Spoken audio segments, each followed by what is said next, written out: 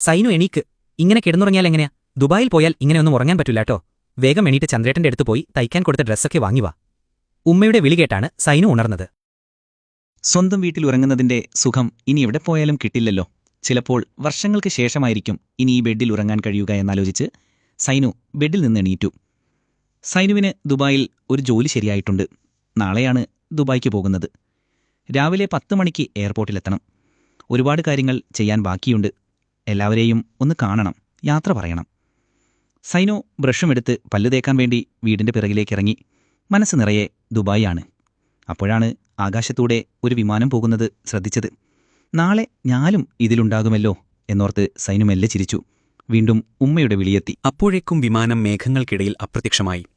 സൈനു വീടിനകത്തേക്ക് പോയി ഭക്ഷണം കഴിക്കാനിരുന്നു. ഉമ്മയോട് അവൻ പറഞ്ഞു, ഉമ്മയുടെ ഭക്ഷണം ഞാൻ ഒരുപാട് മിസ് ചെയ്യും. ഇതൊക്കെ ഇനി ആരുണ്ടാക്കിത്തരും? സൈനു ചോദിച്ചു. ഉമ്മ ചിരിച്ചുകൊണ്ട് പറഞ്ഞു, അവിടെ പോയാൽ നിനക്ക് നല്ല മന്തിയും അൽഫാമും കഴിക്കാമല്ലോ. സൈനു ഭക്ഷണം കഴിച്ച് ഡ്രസ്സൊക്കെ മാറ്റി ഉമ്മയോട് യാത്ര പറഞ്ഞ് ബൈക്കുമെടുത്ത് ടൗണിലേക്ക് വിട്ടു. ബൈക്ക് ഗ്രാമവീതിയിലൂടെ മുന്നോട്ട് നീങ്ങുമ്പോൾ സൈനുവിന്റെ മനസ്സിൽ നിറയെ ചിന്തകളായിരുന്നു. ഒരുപാട് ആഗ്രഹിച്ചു നേടിയ ജോലിയാണ് ദുബായിലേത്.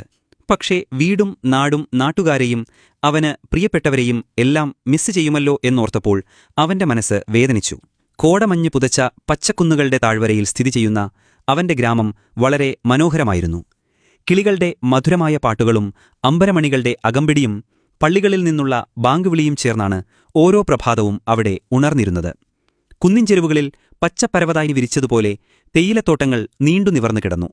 അവയുടെ ഇലകളിൽ രാവിലത്തെ മഞ്ഞുതുള്ളികൾ തങ്ങിനിന്നിരുന്നു. ഗ്രാമത്തിലൂടെ ഒരു ചെറിയ അരുവി വളഞ്ഞുപുളഞ്ഞൊഴുകി. അതിന്റെ തെളിഞ്ഞ വെള്ളത്തിൽ ആകാശം പ്രതിഫലിച്ചു.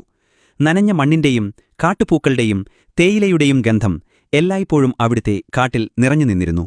ഇങ്ങനെയുള്ള സ്വന്തം നാടിനെ വിട്ടുപോകേണ്ടി വരുമല്ലോ എന്നോർത്തപ്പോൾ സൈനുവിന്റെ കണ്ണ് നിറഞ്ഞു. സൈനു ടൗണിലെത്തി. അതൊരു വലിയ ടൗണൊന്നുമായിരുന്നില്ല. എല്ലാവരും ഒത്തുകൂടുന്ന ഒരിടം. അവിടെ